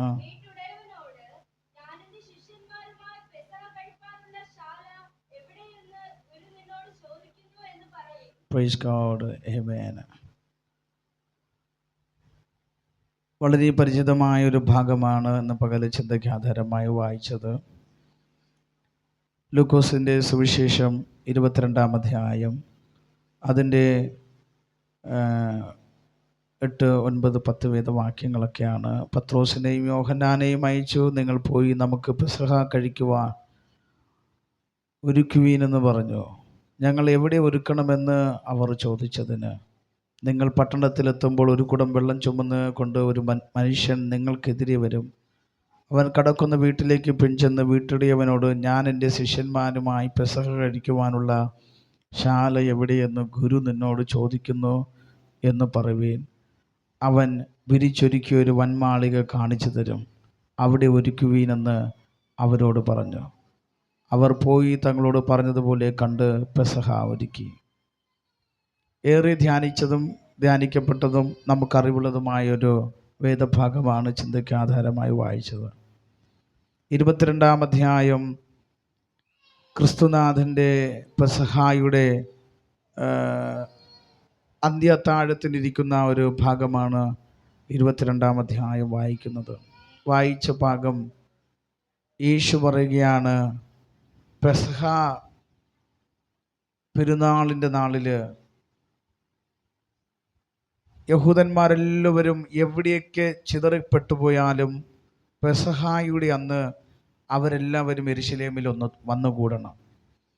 അവരിനി എവിടെയൊക്കെ ആയെന്ന് പറഞ്ഞാലും പെസഹാ ദിനത്തിൽ അവർ യെരൂശലേമിൽ ആലയത്തിൽ വന്ന് കൂടണം. നമ്മുടെ ക്രിസ്ത്യൻ സമൂഹത്തിൽ എവിടെയൊക്കെ ആയെന്ന് പറഞ്ഞാലും, എത്ര നാളുകൾ പള്ളിയിൽ പോയില്ല എന്ന് പറഞ്ഞാലും, ഇയർ എൻഡിങ്ങിന് പള്ളിയിൽ ചെന്നൊരു വാക്ക് കൂടാതെ നമുക്ക് അന്നത്തെ ദിവസം ആ ചർച്ച് ഹോള് ആകവും പുറവും എല്ലാം നിറഞ്ഞ ആളുണ്ടായിരിക്കും അല്ലേ? ഇയർ എൻഡിങ്ങിന് പ്രൈസ് ഗോഡ് എല്ലാവരും വന്നെത്തും. പെസഹായുടെ ദിവസം എവിടേക്കായിരുന്നാലും എല്ലാവരും അന്ന് യെരൂശലേമിൽ വന്ന് ആരാധിക്കുക പതിവാണ്. അപ്പോൾ ആരാധനയ്ക്ക് വേണ്ടി ആ വലിയ ഉത്സവം കൂടാൻ, ഉത്സവത്തിന് തയ്യാറെടുത്ത് വരുന്ന വലിയൊരു പുരുഷാരം.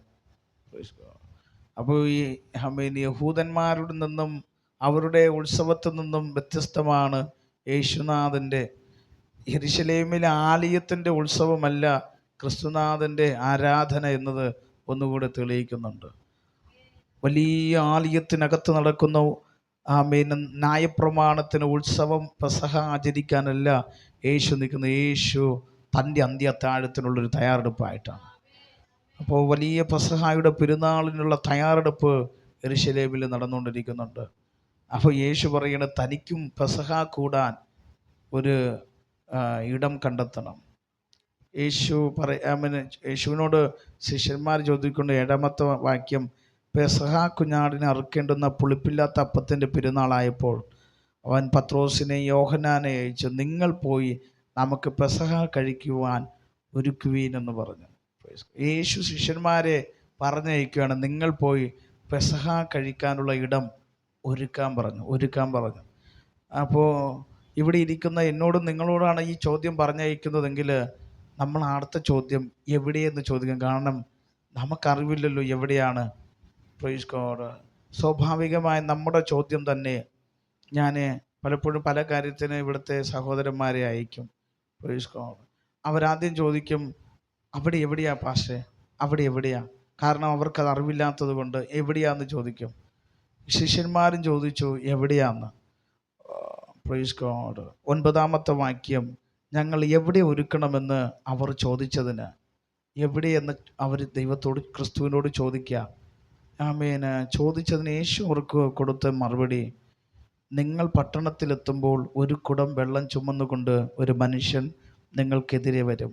അവൻ കടക്കുന്ന വീട്ടിലേക്ക് പിൻചെന്ന് വീട്ടുടയവനോട്, ഞാൻ എൻ്റെ ശിഷ്യന്മാരുമായി പെസഹ കഴിക്കുവാനുള്ള ശാല എവിടെയെന്ന് ഗുരു നിന്നോട് ചോദിക്കുന്നു എന്ന് പറയുവേൻ. അവൻ വിരിച്ചൊരുക്കിയ വൻമാളിക കാണിച്ചു തരും. എവിടെ എന്ന് ശിഷ്യന്മാരെ ചോദിച്ചതിന് യേശു പറഞ്ഞു, നിങ്ങൾ എവിടെയെന്ന് വിചാരിച്ച് ഭാരപ്പെടാതെ, നിങ്ങളെ എതിർപ്പെട്ടൊരുവൻ ഒരു കുടം വെള്ളം ചുമന്ന് വരുന്നുണ്ട്. സാധാരണ യഹൂദരുടെ കൾച്ചർ പ്രകാരം സഹോദരിമാരാണ് വെള്ളം ചുമക്കുന്നത്. കുടം വെള്ളം ചുമന്ന് പോകുന്നതെല്ലാം സഹോദരിമാരാണ്. അവരാ വീട്ടിലെ കാര്യങ്ങളെല്ലാം ചെയ്യുന്നത്. ആമേൻ. പക്ഷേ ഇവിടെ അതിലും വ്യത്യസ്തമായൊരു അനുഭവത്തെ അവരുടെ മുമ്പ് കാണിച്ചു കൊടുക്കുകയാണ്. സഹോദരിമാരാണെങ്കിൽ കൺഫ്യൂഷനാകും, തെറ്റിപ്പോകും ചെല്ലുമ്പോൾ. ആമേൻ. സഹോദരിമാർ അതുകൊണ്ട് പറഞ്ഞയക്കുമ്പോൾ പറഞ്ഞത്, ഒരുവൻ എതിർപ്പെട്ട് വരും, ഒരു കുടം വെള്ളം ചുമ. പതിവിലും വ്യത്യസ്തമായൊരു കാഴ്ച നീ കാണാൻ പോകുന്നുണ്ട്. ഒരു സഹോദരൻ ഒരു കുടം വെള്ളം ചുമന്ന് വരുന്നുണ്ട്. അതുകൊണ്ട് നീ അവനോട് ചെന്ന് ചോദിക്കണം, ഗുരു പെസഹ കഴിക്കാനുള്ള ശാല തയ്യാറാക്കാൻ പറഞ്ഞിട്ടുണ്ട്, എവിടെയാന്ന് അവൻ നിനക്ക് കാണിച്ചു തരും. Praise God. ചോദ്യമായി നിന്ന ശിഷ്യന്മാർക്ക് യേശു ഒരു കാര്യം പറഞ്ഞയക്കുമ്പോൾ അവ്യക്തതയോടുകൂടി അല്ല പറഞ്ഞയക്കുന്നത്. നീ പോ, അവിടെ ഞാൻ കരുതി വെച്ചിട്ടുണ്ട്. ഇന്ന് പകൽ ഈ ആരാധനയ്ക്കകത്തിരിക്കുന്ന ദൈവമക്കളോട് ദൈവാത്മാവിൽ നിന്ന് പറയട്ടെ, യേശു അപ്പം അയക്കുന്നത് അവ്യക്തതയോടുകൂടി അല്ല. അവൻ അയച്ചിട്ടുണ്ടെങ്കിൽ അതിൻ്റെ മറുഭാഗത്ത് അവൻ ചിലത് കരുതി വെച്ചിട്ടുണ്ട്. അവൻ ചിലത് കരുതാതെ നമ്മെ അയക്കത്തില്ല. എന്നെയും നിങ്ങളെയും കർത്താവ് കണ്ടിട്ടുണ്ടെങ്കിൽ അതിൻ്റെ പിറകിൽ ദൈവത്തിൻ്റെ ചില കരുതലുകൾ മാറ്റി വച്ചിട്ടുണ്ട്. ഒരു കരുതൽ കാണാതെ ദൈവം നമ്മെ ഒരു ഭാഗത്തേക്ക് ആക്കത്തില്ല. ഞാൻ എപ്പോഴും ചിന്തിക്കാറുണ്ട്, പലപ്പോഴും വീട്ടിലെ രോഗിയാകുന്ന അനുഭവങ്ങളൊക്കെ പലയിടങ്ങളിൽ കാണാറുണ്ട്. എന്നാൽ നല്ല ബലഹീനതകൾ പറഞ്ഞ് രോഗിയായി ഇരുന്നവർ കാളേറെ ബലഹീനപ്പെടുന്ന പെട്ടെന്ന് ആ വീട്ടിനകത്ത് മറ്റൊരാൾ ബലഹീനപ്പെടാറുണ്ട്. ഈ മറ്റൊരാൾ ബലഹീനപ്പെടുന്നത് ഇവരെക്കാൾ ഏറെ ബലഹീനത വരുമ്പോൾ മുമ്പ് ബലഹീനപ്പെട്ടിരുന്ന ആളുടെ രോഗം ശമിക്കപ്പെടുന്നത് കാണാൻ കഴിയും. അവരുടെ രോഗം ഒരു രോഗമില്ലാന്ന് എണ്ണി ഇവരെ കൂടെ നടത്തിക്കൊണ്ടിരിക്കും. എന്ന് പറഞ്ഞാൽ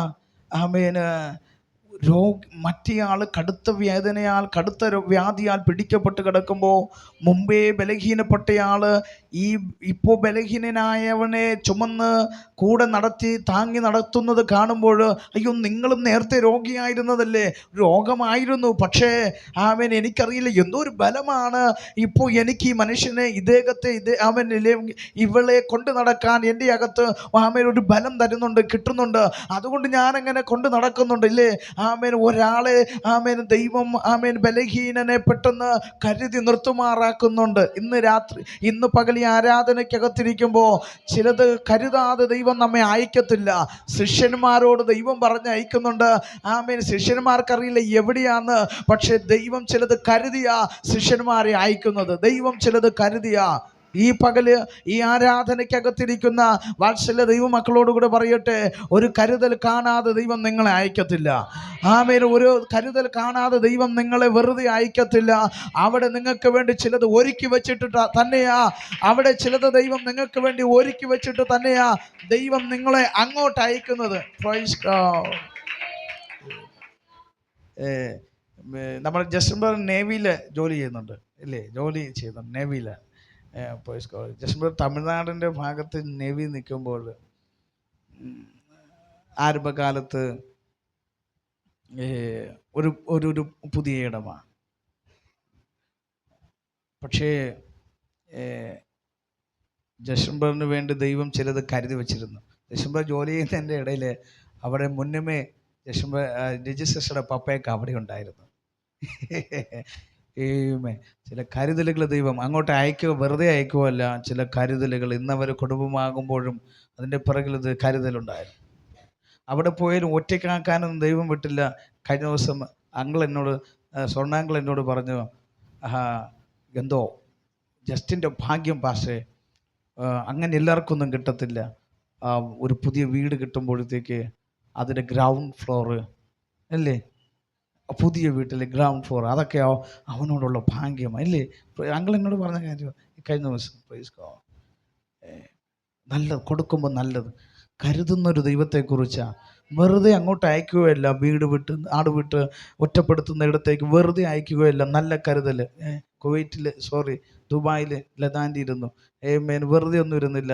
നല്ല കരുതൽ, നല്ല അവരെ കരുതുന്ന കെയർ ചെയ്യുന്ന നല്ലൊരു ഫാമിലി അവർക്ക് ദൈവം അവിടെ കരുതി വെച്ചിട്ടാണ് അങ്ങോട്ടത്തേക്ക് അയക്കുന്നത്. ഇന്ന് പകൽ വിശ്വസിക്കുന്നുണ്ട്. ആമേനെ വെറുതെ ദൈവം അയക്കത്തില്ല. വെറുതെ ദൈവം ഒരു സാഹചര്യത്തിൽ നമ്മെ ഇടത്തില്ല. ആമേൻ അയച്ചിട്ടുണ്ടെങ്കിൽ അവിടെ ചില കരുതലുകൾ ഒരുക്കി വെച്ചിട്ട് അയക്കത്തുള്ളൂ. കരുതലുകൾ ഒഴുക്കി വെച്ചിട്ട് അയക്കത്തുള്ളൂ. Praise God. ഇന്ന് പകൽ ഈ ആരാധനയ്ക്കകത്തിരിക്കുമ്പോൾ ഏറെക്കാലത്തിൻ്റെ ഈ ആഗ്രഹങ്ങളെ സഫലമാക്കി തന്നൊരു ദൈവം. Praise God. ആമേൻ. ഇവിടെ വായിക്കുന്നത് ദൈവം കരുതുന്നവനായവൻ. അബ്രഹാം അതിരാവിലെ തൻ്റെ പുത്രനുമായി യാഗം കഴിക്കാനായി ചെല്ലുമ്പോൾ, യാഗസ്ഥലത്ത് ചെല്ലുമ്പോൾ മകൻ അപ്പനോട്, അപ്പാ വിറകുണ്ട്, കത്തിയുണ്ട്, ആമേന് തീയുണ്ട്, പക്ഷേ യാഗമൃഗത്തെ കാണാനില്ല. ആമേനെ വീട്ടിനകത്ത് നിന്ന് മകനെ കൂട്ടിക്കൊണ്ടു പോകുമ്പോൾ അപ്പൻ്റെ ഹൃദയത്തിനകത്ത് വേദനിക്കുന്നൊരു വിഷയമുണ്ട്. പക്ഷെ കൊടുക്കുന്നത് സന്തോഷത്തോടെ കൊടുക്കണമെന്നതുകൊണ്ട് ആ വേദന തന്നിലൊതുക്കി കൂടെയുള്ളവരാരും അറിയാതെ ആ വേദന തന്നിലൊതുക്കിക്കൊണ്ട് നടന്നു പോവുകയാണ്. എന്തെൻ്റെ മോൻ ചോദിക്കരുത്, എന്തെൻ്റെ മോൻ എന്നോട് ചോദിക്കരുതെന്ന് ചിന്തിച്ചുകൊണ്ട് യാത്ര ചെയ്ത വിഷയം അവിടെ എത്തുമ്പം മകൻ ചോദിക്കുകയാണ്, അപ്പാ വിറകുണ്ട്, കത്തിയുണ്ട്, ആമേൻ തീയുണ്ട്, പക്ഷേ യാഗമൃഗം കാണാനില്ല. അപ്പൻ്റെ വായിൽ നിന്ന് പെട്ടെന്നൊരു വാക്ക് വന്ന്, മോനെ യഹോവ കരുതിക്കൊള്ളും. ആമേൻ. ഈ വാക്ക് തൻ്റെ വായിൽ നിന്ന് അറിയാതെ വന്നൊരു പദമായിരുന്നു. ദൈവം കരുതും മോനെ എന്ന് പറഞ്ഞുകൊണ്ടാ മകനെ കൂട്ടിക്കൊണ്ടു പോകുന്നത്. ഈ കരുതുമെന്ന് പറയുമ്പോഴും ഉൾത്തടത്തിനകത്തൊരു വേദനയുണ്ട്. ആമേൻ. ഈ കരുതുമെന്ന് പറയുന്നത് താൻ കൊണ്ടുപോകുന്ന തൻ്റെ മകനാണ്. Praise God. യാഗപീഠമെല്ലാം മകനും അപ്പനും കൂടെ ചേർന്ന് ഒരുമിച്ച് ആമേൻ പണിതു ഉറപ്പിച്ച് ആമേന് യാഗപീഠത്തിലേക്ക് ഈ മകനെ പിടിച്ച് കിടത്തുമ്പോഴാണ്, വരിഞ്ഞു കെട്ടുമ്പോഴാണ് മകൻ അറിയുന്നത് താനാണെന്നത്തെ യാഗമൃഗമെന്ന്. Praise God. പക്ഷേ മനസ്സോട് ദൈവത്തിന് കൊടുക്കാൻ തയ്യാറായി നിൽക്കുമ്പോൾ ആമേന് ദൈവമാരുടെയും കണ്ണുനീര് കാണാൻ ആഗ്രഹിക്കുന്നവനല്ല. ദൈവമാരുടെ വേദനകളെ കണ്ടിട്ട് കാണാതെ പോകുന്ന ദൈവമല്ല. ദൈവമാരുടെ ഹൃദയത്തിൻ്റെ വേദനകൾ അറിയാതെ പോകുന്ന ദൈവമല്ല. ആമേനളി അബ്രഹാമേ ബാലന്റെ മേൽ കരം വെക്കരുത്. ഞാൻ ഈ പറയുന്നത് വിശുദ്ധ വേദപുസ്തകത്തിനകത്തെ അനുഭവമാകിയാൽ ബൈബിൾ വായിച്ചവർക്കറിയാം. ബാലന്റെ മേൽ കരം വെക്കരുതെന്ന് പറഞ്ഞ് അബ്രഹാമിനെ കരുതിയൊരു ദൈവം, അബ്രഹാമിന് വേണ്ടി കരുതിയ ദൈവം. ഈ പകൽ ഇതിനകത്തിരിക്കുന്ന പ്രിയ സഭയെ നിങ്ങളെ കരുതാതെ പോകത്തില്ല. നിങ്ങൾക്ക് വേണ്ടി ദൈവം കരുതാതെ പോകത്തില്ല. Praise God. ആമേൻ. ഈ അമ്മായിയമ്മയായ നവോമിയോടൊപ്പം ഒരിക്കൽ രൂത്ത് നാട്ടിലേക്ക് വന്നതാ ഇല്ലേ? മോവാബ് വിട്ട് രൂത്ത് നാട്ടിലേക്ക് ബെത്ലഹേമിലേക്ക് വന്നു. വീട്ടിൽ കുറേ നാൾ നിന്നിട്ട് പട്ടിണി മാറണമെങ്കിൽ ജോലിക്കിറങ്ങിയേ മതിയാകത്തുള്ളൂ. എന്നും വീട്ടിലിരുന്നാൽ ശരിയാകത്തില്ല. അമ്മായി അമ്മയാണെങ്കിൽ വാർദ്ധക്യം വന്ന് വേറെ ആരുമില്ല, ഈ അമ്മായിയമ്മയും മരുമോളും മാത്രമേ വീട്ടിലുള്ളൂ. എത്ര നാൾ ഇങ്ങനെ വീട്ടിനകത്ത് ഒതുങ്ങിക്കിടക്കും? ആമേൻ. എന്തെങ്കിലുമൊക്കെ നേടണമെങ്കിൽ പുറത്ത് ജോലിക്ക് ഇറങ്ങിയേ പറ്റുള്ളൂ. പക്ഷെ ആവതുള്ളത് ആകെ ഈ രൂത്തിന് മാത്രമേ ഉള്ളൂ. രൂത്ത് അന്ന് രാവിലെ എഴുന്നേറ്റ് നടന്ന് നീങ്ങാൻ തുടങ്ങി. നടന്ന് മുന്നോട്ട് പോകുമ്പോൾ ഒരു കൊയ്യുന്ന ഒരു ആമേന് കൊയ്യുന്ന വയൽ കണ്ടിട്ട് രൂത്ത് മിണ്ടാതിരുന്നില്ല. രൂത്ത് മുന്നോട്ട് നടന്നുപോയി. മുന്നോട്ട് നടന്ന് ആമേൻ ആ വയലിലേക്ക് ഇറങ്ങി. അവരോട് ചോദിച്ച്, എനിക്ക് വല്ല ജോലിയോ ആമേൻ കിട്ടുമോ ഇതിനകത്തെന്ന് ചോദിച്ചു. ആ രൂത്തിനോട് ഈ ആ വയലിൽ കൊയ്യുന്നവർ പറഞ്ഞ്, കൂടിക്കോ, വൈകുന്നേരം പോകുമ്പോൾ കൊയ്തത് നിന്ന് കുറച്ച് അരി എന്ത് ചെയ്യാം, നെല്ല് നിനക്ക് കൊണ്ടുപോകാം, ഇറങ്ങിക്കോ എന്ന് പറഞ്ഞ് ആമേനെ രൂത്ത് ആ കൊയ്യുന്ന ഇടത്തേക്ക് ഇറങ്ങി അവരോടൊപ്പം കൊയ്യാൻ തുടങ്ങി. ശീലമില്ലാത്ത ജോലിയാ, പക്ഷേ ജീവിച്ചേ മതിയാകത്തുള്ളൂ. സർവൈവ് ചെയ്യണമെങ്കിൽ ചെയ്തേ പറ്റത്തുള്ളൂ. താൻ അറിയാത്ത പണിക്ക് ഇറങ്ങിത്തിരിച്ചു. അവരോടൊപ്പം നിന്ന് അവർക്ക് മനസ്സിലായി ഇത് അറിയില്ലാത്ത കുട്ടിയാ, പക്ഷേ അവർ കൂടെ സഹായിച്ചു കൊടുത്തു. ഞാൻ ആ വാക്യം വായിക്കുമ്പോൾ ചിന്തിക്കുമ്പോൾ ഇന്ന് പകൽ ഇതിനകത്തിരിക്കുന്നവരോട് പറയട്ടെ, അവൻ ഒരുപക്ഷെ കൂടെയുള്ളവർ നമ്മെപ്പോലെ അത്രയും ആത്മീക തീഷ്ണത ആ വെളിപ്പാടുകളൊന്നും അവർക്കില്ല എങ്കിൽ കൂടെ ഒന്ന് ചേർത്ത് പിടിച്ച് കൊണ്ടുപോകാൻ നിങ്ങൾക്ക് കഴിയുന്നുണ്ടെങ്കിൽ അതേ ജീവിതത്തിൽ ഏറ്റവും അനുഗ്രഹമാണ്. എൻ്റെ അത്രയും തീഷ്ണത, എൻ്റെ അത്രയും ദൈവത്തോടുള്ള അടുപ്പം ഒരുപക്ഷെ കൂടെ ഇരിക്കുന്നവർക്കുണ്ടാകണമെന്നില്ല. പക്ഷേ ആമേന് കൂടെ അവരെ ചേർത്ത് കൊണ്ടുപോകാൻ ഒരു മനസ്സുണ്ടെങ്കിൽ തളർന്നു പോയ രൂത്തിനെ അന്ന് വീട്ടിൽ പോകുന്നത് കഞ്ഞിക്കൊരു വകയുമായിട്ടാണെങ്കിൽ അല്ലേ, കഞ്ഞിക്കൊരു വകയുമായിട്ടാണെങ്കിൽ ഈ പകൽ ചേർത്ത് പിടിച്ച നിങ്ങൾ കാരണം അവരും ജീവിതത്തിനകത്തൊരു സന്തോഷം അനുഭവിക്കാനിടയായിത്തീരും, ചേർത്ത് പിടിക്കാനിടയായിത്തീർന്നു. അവർക്കറിയാം. അതുകൊണ്ട് അവർ കൊയ്തു നിന്ന് കുറച്ചൊക്കെ അവർ രൂത്തിന് വേണ്ടി അങ്ങ് വിട്ടുകൊടുക്കും, പഠിപ്പിച്ചു കൊടുക്കാൻ തുടങ്ങി. രൂത്ത് അങ്ങനെ മുന്നോട്ട് നീങ്ങി. Praise God. വൈകുന്നേരത്ത് യജമാനൻ ഈ വയലിലേക്ക് വന്ന് നോക്കുമ്പോൾ പ്രതീക്ഷിക്കാത്തൊരു പുതിയ പെൺകുട്ടി കൊയ്യുന്നുണ്ട്. നീ ആരാന്ന് ചോദിച്ചപ്പോൾ ഞാൻ നവോമിന്ന് കൂടെ വന്നതാ, നവോമിയുടെ മരുമകളാ. അപ്പോൾ ഈ ബന്ധം പറഞ്ഞു വന്നപ്പോൾ ഈ വയലിൻ്റെ ഉടമസ്ഥൻ നവോമിയുടെ മകൻ്റെ നവോമിയുമായി അടുത്ത റിലേഷനുള്ളവനാ. ബോവസിൻ്റെ വയലിലാ എന്ന് ചെന്നെത്തി നിൽക്കുന്നത്. എവിടെ നിന്നറിയാമോ? അറിയാതെ പോയി ചെന്ന് ചാടിയതാ. ചെന്നെത്തിയത് ബ്ലഡ് റിലേഷൻ്റെ അടുത്താ വന്ന് നിൽക്കുന്നത്. കരുതുന്നൊരു ദൈവത്തെക്കുറിച്ച് ഞാൻ പറയുന്ന ഒരു കാര്യമാണ് ആ സംഭവം. പുസ്തകം, രൂത്തിൻ്റെ പുസ്തകം ബൈബിൾ വായിക്കുമ്പോൾ വായിച്ചവർക്കറിയാം അറിയാതെ ചെന്നെത്തിയ ഇടമാ. പക്ഷെ ചെന്നെത്തിയത് തനിക്ക് വേണ്ടി കരുതാൻ പാകത്തിനുള്ള ഇടത്തേക്ക് തന്നെയാ. ബോവസ് തന്നെ തൻ്റെ കൂടെ തൻ്റെ വയലിൻ്റെ ഒരു അവകാശിയാക്കി തീർക്കുവാ രൂത്തിനെ തെരഞ്ഞെടുത്തു. എങ്കിൽ ഇന്ന് പകലിൽ ഇതിനകത്തിരിക്കുന്നവരോട് ഞാൻ പറയട്ടെ, ഈ നടന്നു നീങ്ങുന്നത് കണ്ണുനീരിൻ്റെയും പ്രതിസന്ധികളുടെയും വേദനയുടെയും ആണെങ്കിൽ പ്രാർത്ഥനയോടെ നിങ്ങൾ നടന്നു നീങ്ങുന്നെങ്കിൽ കൊണ്ടെത്തിക്കുന്നത് നിങ്ങൾ എത്തേണ്ട ഇടത്തേക്ക് തന്നെയാണ്. എവിടെ ഞാൻ എത്തപ്പെടണോ, എവിടെ ഞാൻ എത്തിച്ചേരണം, എവിടെയാണ് എൻ്റെ വിടുതലിൻ്റെ സൊല്യൂഷൻ കിടക്കുന്നത്, അവിടേക്ക് നിങ്ങളെ നടത്തിക്കൊണ്ടുപോകുന്ന ഇച്ചിരി മുമ്പേ പ്രീതാൻ്റെ പറഞ്ഞതുപോലെ ഒരുപാട് ഇടങ്ങളിൽ ഇങ്ങനെ ആൻറ്റി നടന്നു. എനിക്കറിയാം, എന്നോട് ഒരുപാട് പേര് പറഞ്ഞ് കൈ തുടരുതെന്ന്. ഞാനും അതുകൊണ്ടും ഒന്ന് വേറെ ആളെ സെറ്റ് ചെയ്ത് വെച്ചതാ. ഇതാ സത്യമായ കാര്യം. എല്ലാവരും തഴയും, പക്ഷേ കണ്ണടച്ച് കളയാൻ ദൈവം അനുവദിക്കാത്തത്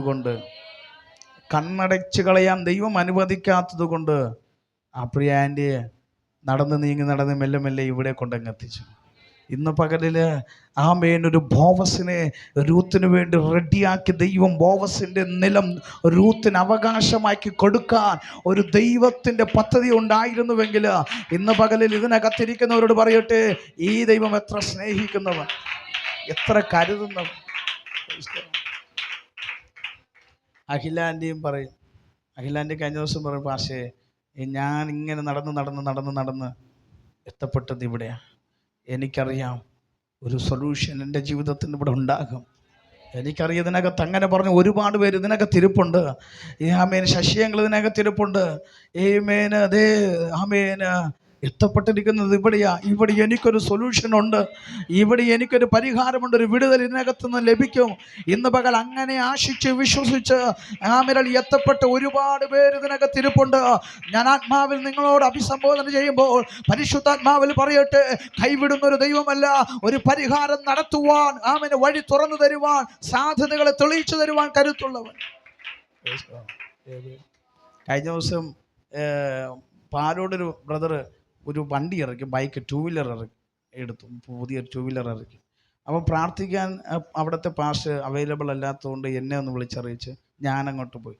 ഞാൻ പോകുമ്പോൾ ഞാൻ ശങ്കർ ബ്രദറുമായിട്ട് വണ്ടി പ്രാർത്ഥിച്ചിറക്കാനായിട്ട് അങ്ങോട്ട് പോകും. ഞാൻ അവിടെ ചെന്ന് വണ്ടി പ്രാർത്ഥിക്കാൻ നിൽക്കുമ്പോഴാണ് ഞാൻ കണ്ടിട്ടുള്ളൊരു മുഖം. അവിടുത്തെ പുതിയ ഷോറൂം, സ്വർണ്ണ അങ്കിൻ്റെ അനുജൻ, ഒരു റിലേറ്റീവ്, അനുജൻ, അവരാണ് ആ ഷോറൂം, അവിടെ പാലൂടിലെ ഷോറൂം സ്റ്റാർട്ട് ചെയ്യപ്പെട്ടിരിക്കുന്നത്. ഇവിടെ 11-ാം കല്ലിൽ 2 വീലർ വർക്ക്ഷോപ്പുള്ള അങ്കിൾ, പേരെനിക്കറിയത്തില്ല, എന്തായാലും ഈ കണ്ടറിനെ അങ്കിളിനും എന്നെ മനസ്സിലായി, എനിക്ക് അങ്കിളിനെയും കണ്ടപ്പോൾ മനസ്സിലായി. അപ്പോൾ എന്നോട് ഓടി വന്ന്, ഭാഷയെ ഞാൻ അപ്പുറത്ത് വലിയ ഷോറൂം നടന്നുകൊണ്ടിരിക്കുകയാണ്, ഹോണ്ടയുടെ ഷോറൂം നടന്നുകൊണ്ടിരിക്കുകയാണ്, തൽക്കാലം ഞങ്ങൾ ഇവിടെയുണ്ട്, പ്രൈസ് ഗോഡ്, ഒരുമിച്ച് പ്രാർത്ഥിക്കാനൊക്കെ ഇടയായിട്ടുണ്ട്. അപ്പോഴും എന്നോട് ചോദിച്ചു, അങ്കിൾ ഇവിടെയാണ് വരുന്നതെന്ന് ചോദിച്ചു. ഞാൻ പറഞ്ഞു, ഇപ്പോൾ ഇവിടെ ഞങ്ങളുടെ കൂടെ ഒക്കെ വരും, പ്രാർത്ഥനയ്ക്ക് പങ്കാളിയാണ്. ആമേൻ, പ്രൈസ് ഗോഡ്. എന്നോട് മിനിസിസ്റ്റർ ഇടയ്ക്ക് പറഞ്ഞ പോലെ അച്ഛൻ്റെ പാസ്റ്റർ എന്ന് പറയുന്നത് പാസ്റ്ററാണ്, അച്ഛനെ പ്രതിനിധീകരിക്കുന്നത് പാസ്റ്ററാണ്. Anyway, praise God. അപ്പോൾ എന്നോട് അവർ ചോദിച്ചു, അങ്കിളൊക്കെ ഇവിടെ? ഞാൻ പറഞ്ഞു, അവരിവിടെ പ്രാർത്ഥനയ്ക്ക് കൂടാറുണ്ട്, ഞങ്ങൾ മരണ വീട്ടിൽ വെച്ച് കണ്ടപ്പോൾ അവിടെ കണ്ടൊരു പരിചയമാണ്. ആമേൻ, പ്രൈസ് ഗോഡ്. ആ കുടുംബം മുഴുവൻ ഇന്ന് പകൽ ഇതിനകത്ത് ഇരിപ്പുണ്ട്. അവരുടെ ആമേൻ മുഴുവൻ പേര്, എനിക്ക് തോന്നുന്നു എക്സെപ്റ്റ് സുനുപതർ ഒഴികെ മറ്റെല്ലാവരും ഇതിനകത്ത് ഇരിപ്പുണ്ട്. ആമേന് ഞാൻ ഇന്ന് പകൽ വിശ്വാസത്തോടെ പറയട്ടെ, ആമേനെ ഇവിടെ കൊണ്ടെത്തിച്ചത് ദൈവമാണെങ്കിൽ പൊളിഞ്ഞു പോകാൻ ദൈവം അനുവദിക്കത്തില്ല, തകർന്നു പോകാൻ ദൈവം അനുവദിക്കത്തില്ല. ഒരു ശക്തികൾക്കും, ഒരു ഇരുട്ടിനും, ഒരു വാഴ്ചകൾക്കും, ഒരു അധികാരത്തിനും അവരുടെ കുടുംബങ്ങളെ ഇല്ലാതാക്കാൻ ദൈവം വിട്ടുകൊടുക്കത്തില്ല. ആമേന് നടന്നു നീങ്ങിയത്, വന്നെത്തിയത്, ആമേന് വിടിവിക്കാൻ കരുത്തുള്ളവൻ്റെ മുമ്പിലാകയാൽ പറയാതെന്ന ഒരുപാട് ശരത്ത് ഇതിനകത്തിരിപ്പുണ്ട്. നടന്നു നീങ്ങി ഒടുവിൽ വന്നെത്തിയത്, എന്നെ പാസ്റ്റെന്ന് വിളിക്കരുത്, ചേട്ടാന്ന് വിളിക്കത്തുള്ളൂ. ഭയങ്കര ഇഷ്ടമാണ്. Praise God. എന്നെ എല്ലാ ദിവസവും വിളിക്കും. ഞാൻ എല്ലാ ദിവസവും വിളിക്കാറില്ല. എന്നെ എല്ലാ ദിവസവും ഒരു ആമേന്, പ്രൈസ് ഗോഡ്, എന്നോടൊന്നും സ്നേഹമുള്ള, ഇന്ന് പകൽ ഇതിനകത്തിരിക്കുന്ന പ്രിയപ്പെട്ടവരെ, തനിക്കൊരു ബലം, തന്നെ എപ്പോഴും തന്നെ കീഴ്പ്പെടുത്തുന്ന രോഗം തന്നെ വല്ലാതെ അസഖ്യപ്പെടുത്തുന്നുണ്ടോ, അപ്പോഴെന്നെ അവിടെ നിന്ന് ഉടനെ വിളിക്കും, പാസ്റ്റേ, ചേട്ടാ എനിക്ക് വേണ്ടി പ്രാർത്ഥിക്കണം, ഒരു വാക്കിപ്പോ. ശരത്തിനറിയാം, ആമേന് എനിക്ക് നിൽക്കാൻ കഴിയാതെ വന്നാൽ ആമേന് എനിക്ക് ഒരു സൊല്യൂഷനുള്ളൊരു ഇടമുണ്ട് എന്നൊരു ഉറപ്പുള്ളത് കൊണ്ട് അവിടെ നിന്ന് ഉടനെ എന്നെ വിളിക്കും, എന്നെ വേണ്ടി പ്രാർത്ഥിക്കണം, എനിക്ക് വേണ്ടി പ്രാർത്ഥിക്കണം. പകൽ ഇതിനകത്തിരിക്കുന്ന പ്രിയ സഭയെ, ദൈവമക്കളെ, ആമേന് ഒരു കരുതൽ ദൈവം നിങ്ങൾക്ക് വേണ്ടി ഒരുക്കി വെച്ചിട്ടുണ്ട്. ഒരു കരുതൽ. ഈ നെഹമ്യാവ് തന്നെ പറയുന്നുണ്ട്, സ്വർഗത്തിലെ ദൈവം ആകയാൽ അവൻ്റെ ദാസന്മാരാ ഞങ്ങൾ എഴുന്നേറ്റ് പണി. സ്വർഗത്തിലെ ദൈവം ഞങ്ങൾക്ക് കാര്യം സാധിപ്പിച്ചു തരും, ആകയാൽ അവൻ്റെ ദാസന്മാരായി ഞങ്ങൾ എഴുന്നേറ്റ് പണിയും. ദൈവം ഞങ്ങളുടെ കാര്യങ്ങളെ സാധിപ്പിച്ചു തരുന്നവനായ ദൈവം. Praise God.